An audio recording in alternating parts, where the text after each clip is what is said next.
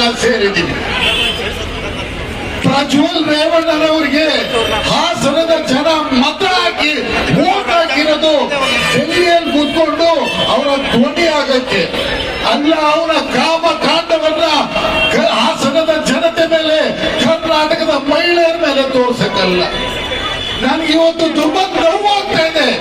ನನ್ನ ತಾಯಿಂದಿರನ್ನ ನಿಲ್ಸಿದ್ರೆ ಪ್ರಜ್ವಲ್ ರೇವಣ್ಣ ಅವ್ನು ಏನೇ ಮಾಡ್ಕೊಳ್ಳಿ ಅವ್ನ ಪರ್ಸನಲ್ ಅಲ್ಲಿ, ಬಟ್ ಆ ಮಹಿಳೆಯರ ಮೇಲೆ ವಿಡಿಯೋ ತಗೊಂಡು ಆ ವಿಡಿಯೋನ ಹೊರಗೆ ಬಿಡೋದ್ ಮುಖಾಂತರ 2800 ಮಹಿಳೆಯರ ಮೇಲೆ ಅವನು ದೌರ್ಜನ್ಯವನ್ನ ಹಚ್ಚಿದ. ಇವತ್ತು 2800 ಮಹಿಳೆಯರು, ಅವರ ಕುಟುಂಬಗಳು, 50 ವರ್ಷ ಆಗಿರೋರು, 60 ವರ್ಷ ಆಗಿರೋದು, ಮನೆ ಕೆಲಸ ಮಾಡ್ತಾ ಇರುವಂತ ಮಹಿಳೆಯರನ್ನ ಕೂಡ ಬಿಟ್ಟಿಲ್ಲ. ಇವತ್ತು ನನಗೆ ಭಯ ಆಗ್ತಾ ಇದೆ. ಯಾವುದೇ ಒಂದು ಮಹಿಳೆ ಅವ್ನು ಮುಂದೆ ಹೋದ್ರೆ ಅವ್ನು ಏನ್ ಮಾಡ್ತಾನೋ ಅನ್ನೋ ಒಂದು ಭಯ ಆಗ್ತಾ ಇದೆ. ನಾವೆಲ್ಲ ಆ ವಿಡಿಯೋ ನೋಡಿ ಅಸಹ್ಯ ಆಗೋಯ್ತು. ನಾನು 2 ದಿನ ಮಲ್ಗಕ್ಕಾಗಿಲ್ಲ. ನನ್ನ ಕಣ್ಣಲ್ಲಿ ನೀರಿತ್ತು. ಆ ತಾಯಿ ಒಬ್ಳು ಕೆಲಸ ಮಾಡುವಂತ, ಅವ್ನ ಮನೆಯಲ್ಲಿ ಕೆಲಸ ಮಾಡುವಂತ ಮಹಿಳೆ ಮೇಲೆ ಅವ್ನು ದೌರ್ಜನ್ಯ ನೋಡಿ. ನ್ಯಾಯ ಬೇಕು. ಈ ದೇಶದ ಪ್ರಧಾನ ಮಂತ್ರಿಗಳ ಕುಟುಂಬದಿಂದ ಬಂದಿರುವಂತ ಒಂದು ಕುಡಿಯರು. ಇದೇ ಹುಬ್ಳಿಯಲ್ಲಿ ಒಬ್ಬ ನನ್ನ ತಂಗಿಯಾದಂತ ಅವರನ್ನ ಕೊಲೆ ಮಾಡಿದ. ಅದನ್ನ ನಾನು ಜೋರ ಖಂಡಿಸ್ತೀನಿ. ಆ ಮೇಯನ್ನ ಕೊಂದವ ಮೇಲೆ ಆರೋಪ ಎಷ್ಟೇ ಈ ಪ್ರಜ್ವಲ್ ರೇವಣ್ಣನು ಒಂದೇ, ಅವನು ಒಂದೇ. ಪ್ರಹ್ಲಾದ್ ಜೋಶಿ ಅವರು, JP ನಡ್ಡಾರವರು, ಅಮಿತ್ ಶಾ ಅವರು, ಮೋದಿ ಅವರು ನೇಹಾ ಬಗ್ಗೆ ಮಾತಾಡಿದ್ರು. ಆದ್ರೆ ಈ 2800 ಮಹಿಳೆ ಬಗ್ಗೆ ಯಾಕೆ ಮಾತಾಡ್ತಾ ಇಲ್ಲ? 2800 ಮಹಿಳೆಗಳು, ನನ್ನ ತಾಯಿದ್ರು, ನನ್ನ ಅಕ್ಕಂದಿರು, ಈ ದೇಶಕ್ಕೆ ಸ್ವಾತಂತ್ರ್ಯ ಸಿಕ್ಕ ಮೇಲೆ ಅದೇ ಬಾಬಾ ಸಾಹೇಬ್ ಅಂಬೇಡ್ಕರ್ ಅವರು ಕೊಟ್ಟಂತ ಆದ್ರೆ ಈ ಪ್ರಜ್ವಲ್ ರೇವಣ್ಣ ಅಂತ ವಿಕೃತ ಕಾಮಿ ಇಂಥವ್ರಿಗೆ ನೇರು ದಂಡಿಗೆ ಆಗ್ಬೇಕು. ಯಾವುದೇ ತರವಾದಂತ, ಯಾವುದೇ ತರವಾಗಿ ಅವರಿಗೆ ಬಿಟ್ಕೊಡ್ಬಾರ್ದು. MP ಗೆ ಕಂಟೆಸ್ಟ್ ಮಾಡಿ ಪೋಲಿಂಗ್ ದಿನ ಆಗಿದ ತಕ್ಷಣ ಕಾಂಗ್ರೆಸ್ ಸರ್ಕಾರ ಅವ್ರ ವಿರುದ್ಧ ಆಕ್ಷನ್ ತಗೊಳ್ಳುತ್ತೆ ಅಂತ ಓಡೋಗಿದ್ದಾನೆ, ಭಯಪಟ್ಟು ಓಡೋಗಿದ್ದಾನೆ. 2800 ಮಹಿಳೆಯರ ಜೀವನವನ್ನ ಹಾಳು ಮಾಡಿದಾಗ ನಿನ್ಗೆ ಎಲ್ಲಿತ್ತು ಧೈರ್ಯ? ಯಾವ ಧೈರ್ಯದ ಮೇಲೆ ಮಾಡಿದ್ಯಾ? ಏನು ನಿಮ್ಮ ಮನೆಯಲ್ಲಿ ಪ್ರಧಾನ ಮಂತ್ರಿಗಳಿದ್ದಾರೆ ಅಂತನ? ಮಾಜಿ ಪ್ರಧಾನ ಮಂತ್ರಿಗಳು ನಿಮ್ಮ ಅಪ್ಪ MP ಅಂತನ? ಇಲ್ಲ ನಿಮ್ ಚಿಕ್ಕಪ್ಪ ಮಾಜಿ ಮುಖ್ಯಮಂತ್ರಿ ಅಂತನ? ಇಲ್ಲ ನಿಮ್ಮ NDA ಸರ್ಕಾರದಲ್ಲಿ ನರೇಂದ್ರ ಮೋದಿ ಅವರು ಇರುವಂತ ಧೈರ್ಯದಲ್ಲಿ ಮಾಡಿದ್ಯಾ? ಪ್ರತಿಯೊಬ್ಬ ಮಹಿಳೆ ನಾನು ಇವತ್ತು ಕರೆ ಕೊಡ್ತೀನಿ. ಕರ್ನಾಟಕದ ಮಹಿಳೆಯರೇ, ಯಾರ್ಯಾರ ಮೇಲೆ ಪ್ರಜ್ವಲ್ ರೇವಣ್ಣನವರು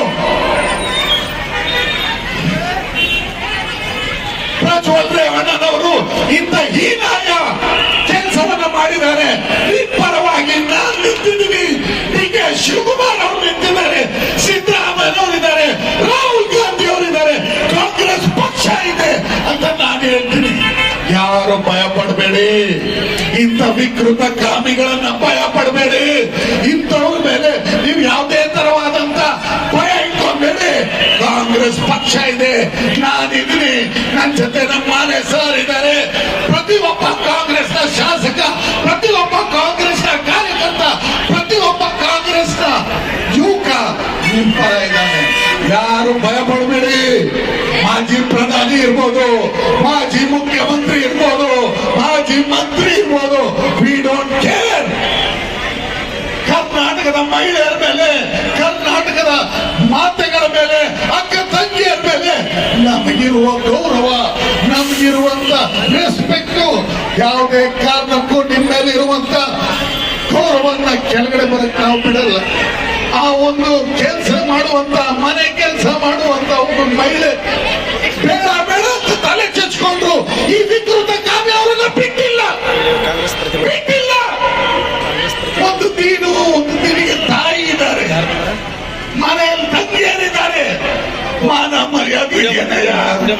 ಮಾನ ಮರ್ಯಾದೆ ಇದೆಯೇನ್ರಯ್ಯ? ಬಿಜೆಪಿನವರು ಅಲಯನ್ಸ್ ಮಾಡ್ಕೊಂಡಿದ್ದಾರೆ, ನರೇಂದ್ರ ಮೋದಿ ಅವರು ಅಲಯನ್ಸ್ ಮಾಡಿದ್ದಾರೆ, ಅಮಿತ್ ಶಾ ಅವರು ಅಲಯನ್ಸ್ ಮಾಡಿದ್ದಾರೆ, ಜೆಪಿ ನಡ್ಡಾ ಅವರು ಅಲಯನ್ಸ್ ಮಾಡಿದ್ದಾರೆ. ಏನ್ರಿ ನೀವು ಅಲಯನ್ಸ್ ಮಾಡೋ ಲಕ್ಷಣ ಇದು? ಲಕ್ಷಣ ಇದು ನಿಮ್ದು? ಜೆಪಿ ನಡ್ಡಾರವರೇ ಬರ್ತೀರಲ್ಲ ಮನೆಗೆ 2800 ಮಹಿಳೆಯರ ಮನೆ ಬರ್ತೀರಾ ನೀವು? ಪ್ರತಿಯೊಬ್ಬ ಮಹಿಳೆಯನ್ನ ಅಕ್ಕ, ಪ್ರತಿಯೊಬ್ಬ ಮಹಿಳೆಯನ್ನ ತಂಗಿ, ಪ್ರತಿಯೊಬ್ಬ ಮಹಿಳೆಯನ್ನ ತಾಯಿ, ಆ ತಾಯಿನ, ಆ ಅಕ್ಕನ್ನ, ಆ ತಂಗಿನ ಮುಟ್ಟಿದ್ರೆ ಬಿಡ್ತೀವ ನಾವು? ಮಿಸ್ಟರ್ ಪ್ರಜ್ವಲ್ ರೇವಣ್ಣ, ನೀನು ಫ್ರಾಂಕ್ಫರ್ಟ್ಗಾದ್ರೂ ಓಡೋಗು, ಈ ಭೂಮಿ ಅಡಿಗಾದ್ರೂ ಓಡೋಗು, ಯಾವುದೇ ಕಾರಣಕ್ಕೂ ನಿನ್ನ ಬಿಡಲ್ಲ. ಈ ಮಹಿಳೆಯರು ನನ್ನ ಅಕ್ಕ, ನನ್ನ ತಂಗಿ, ನನ್ನ ತಾಯಿ, ಅವ್ರನ್ನ ಯಾವುದೇ ಕಾರಣಕ್ಕೂ ನಾವು ಬಿಡಲ್ಲ. ಈ ನನ್ನ ತಾಯಿದ್ದೀರನ್ನ ನೀನು ಚೂಲಿಗೋಸ್ಕರ, ನಿನ್ನ ಇಷ್ಟಕ್ಕೋಸ್ಕರ ಅವ್ರನ್ನ ಹಾಳು ಮಾಡ್ತೀಯ, ಅವರ ಜೀವನವನ್ನು ಹಾಳು ಮಾಡ್ತೀಯ. ಮಾನ ಮರ್ಯಾದೆ ಇದೆಯೇನಯ್ಯ? ಇವತ್ತು ಈ ಪುಣ್ಯ ಭೂಮಿಯ ಹುಬ್ಳಿಯಲ್ಲಿ ಬಾಬಾ ಸಾಹೇಬ್ ಅಂಬೇಡ್ಕರ್ ಮೇಲೆ ಸತ್ಯ ಇಟ್ಟು ಹೇಳ್ತೀನಿ, ಎಲ್ಲಿ ತನಕ ಪ್ರಜ್ವಲ್ ರೇವಣ್ಣನವರಿಗೆ ಶಿಕ್ಷೆ ಸಿಕ್ಕಲ್ಲೋ ಯುವ ಕಾಂಗ್ರೆಸ್ ಯಾವುದೇ ಕಾರಣಕ್ಕೂ ಹಿಂದೆ ಹೋಗಲ್ಲ, ಯಾವುದೇ ಕಾರಣಕ್ಕೂ ನಾವು ಹಿಂದೆ ಹೋಗಲ್ಲ.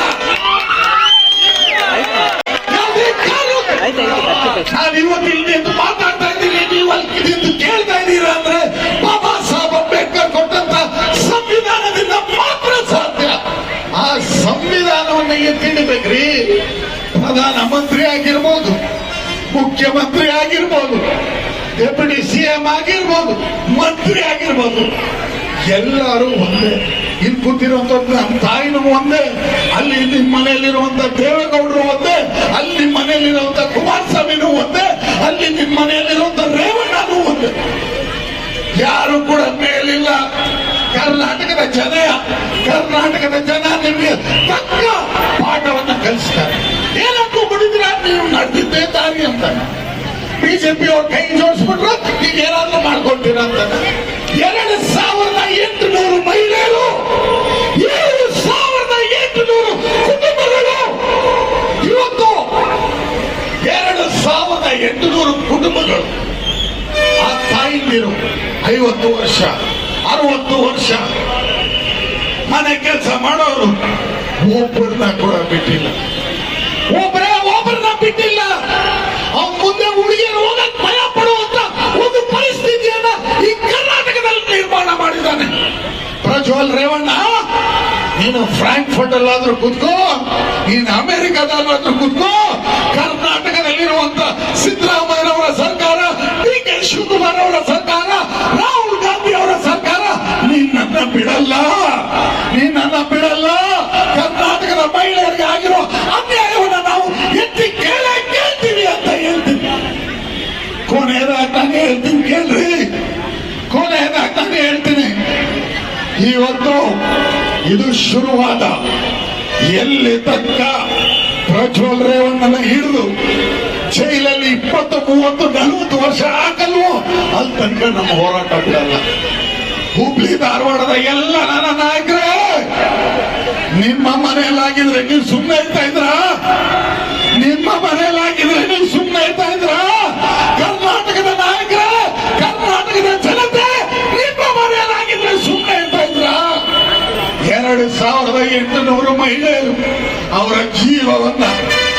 ಜೀವವನ್ನ ಕೆರಳಿಸುವಂತ ಒಬ್ಬ ವಿಕೃತ ಕಾಮಿ ಪ್ರಜ್ವಲ್ ರೇವಣ್ಣ.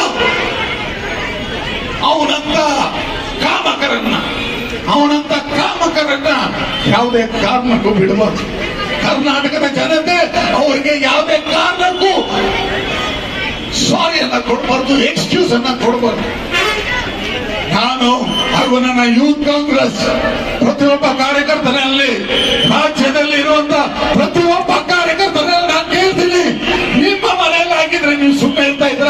ಬನ್ನಿ ಆಚೆ, ಕರ್ನಾಟಕದ ರಸ್ತೆಗಳಿಗೆ ಬನ್ನಿ.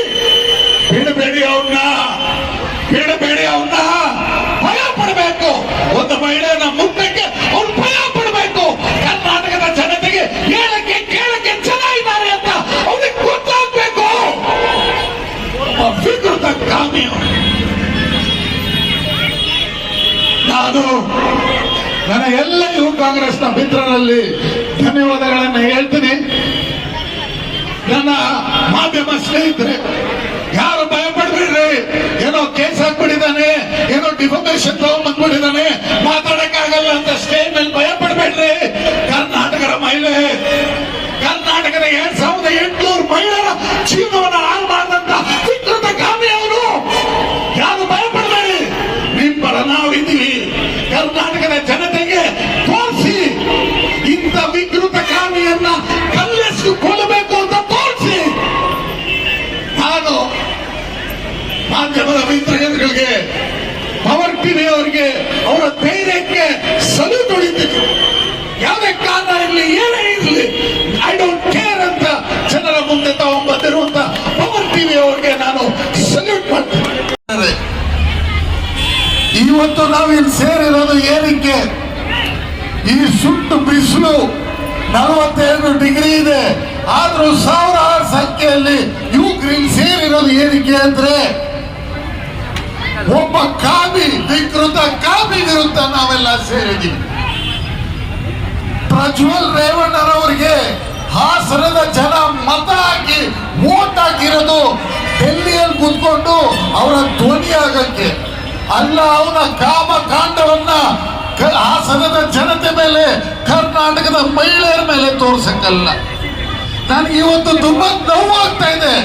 ನನ್ನ ತಾಯಿದಿರನ್ನ ನೆಲೆಸಿದ್ರೆ ಪ್ರಜ್ವಲ್ ರೇವಣ್ಣ ಅವನು ಏನೇ ಮಾಡ್ಕೊಳ್ಳಿ, ಅವನ್ ಪರ್ಸನಲ್ ಅಲ್ಲಿ, ಬಟ್ ಆ ಮಹಿಳೆಯರ ಮೇಲೆ ವಿಡಿಯೋ ತಗೊಂಡು ಆ ವಿಡಿಯೋವನ್ನ ಹೊರಗೆ ಬಿಡೋದ್ ಮುಖಾಂತರ 2800 ಮಹಿಳೆಯರ ಮೇಲೆ ಅವನು ದೌರ್ಜನ್ಯವನ್ನ ಹರಿಸಿದ್ದಾನೆ. ಇವತ್ತು 2800 ಮಹಿಳೆಯರು, ಅವರ ಕುಟುಂಬಗಳು, 50 ವರ್ಷ ಆಗಿರೋರು, 60 ವರ್ಷ ಆಗಿರೋದು, ಮನೆ ಕೆಲಸ ಮಾಡ್ತಾ ಇರುವಂತ ಮಹಿಳೆಯರನ್ನ ಕೂಡ ಬಿಟ್ಟಿಲ್ಲ.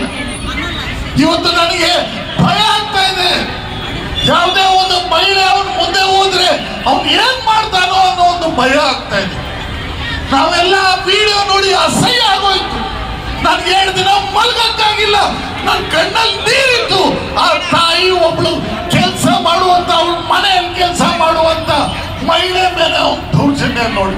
50 ವರ್ಷ 60 ವರ್ಷ ಮನೆ ಕೆಲಸ ಯಾರನ್ನು ಕೂಡ ಬಿಟ್ಟಿಲ್ಲ ಈ ವಿಕೃತ ಕಾಮಿ. ಪ್ರಜ್ವಲ್ ರೇವಣ್ಣನ ನನಗೆ ಪರಿಚಯ ಇದೆ, ಪರ್ಸನಲ್ ಆಗಿ ಗೊತ್ತಿದೆ. ನಾನು ಇವತ್ತು ನಾಚಿಕೆ ಪಡ್ತೀನಿ ಅವನನ್ನ ನನಗೆ ಗೊತ್ತಿರೋದು. ರಾಜಕೀಯ ಬಿಟ್ಬಿಡ್ರಿ, ರಾಜಕೀಯವಾಗಿ 100 ಲೀಡರ್ದು ಸಿಡಿ ಬಂದಿದೆ, ಇಡಿ ಬಂದಿದೆ ಅಂತ ನಾವು ಬಿಡ್ತೀವಿ.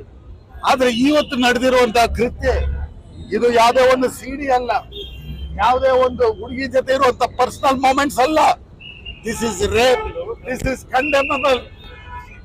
ಪ್ರತಿಯೊಬ್ಬ ಮಹಿಳೆ, ಕರ್ನಾಟಕದಲ್ಲಿರುವಂತ ಪ್ರತಿಯೊಬ್ಬ ಮಹಿಳೆ ಕೂಡ ಭಯದಿಂದ ಇರುವಂತ ವಾತಾವರಣ.